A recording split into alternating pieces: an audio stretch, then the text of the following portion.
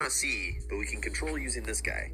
And it was so complex that the ancient Egyptians and Tibetans created an entire culture and science around decoding it. So where do we get it? Plants. For example, if a leaf gets cut, then plants can signal to other plants there's imminent danger. Special type of plasma photography can be used to recreate the electric skeleton of the cut leaf. It's called the phantom leaf effect. Every time a cell divides, regions of high-energy plasma form around that split boundary, an indicator something is alive, and humans have this skeleton too, which has been used to detect the earliest stages of... How does it work? Each cell has a voltage. Scaffolding in the cell called microtubules can tell the voltage across all the different parts. This tells proteins where to go. These define the cell's geometry the same way your phone defines my geometry. These are the tubes, and you'll notice they connect to other cells. Those tubes are exactly what you see when a cell divides and pulls itself apart into two pieces. When it does that, it creates something called a gap junction.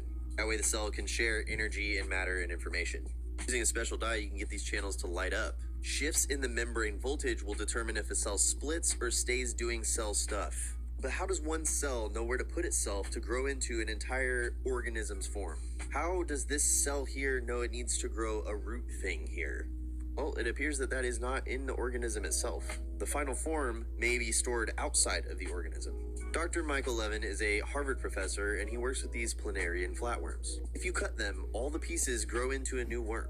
By adjusting the voltage on those gaps we just talked about, he was able to grow a worm with two heads, and one with two tails, and one with a head on its side, and a tadpole with an eye on its tail, and a frog with another arm. If we crack the code to the human skeleton, we could regrow limbs or repair organs internally ourselves. We're looking at a liquid light skeleton that's absolutely real. Biophotons are the blueprint, bioplasma builds it. If you were from ancient Tibet, you would call this the rainbow light body. If you were from ancient Egypt, you'd call it the Merkaba. So if plants can maintain this skeleton, can we? Is our form that we grew still present if we die? Where does the energy come from that plugs us into this vehicle? Well, I'm gonna have to make a part 2 for that because of the attention span.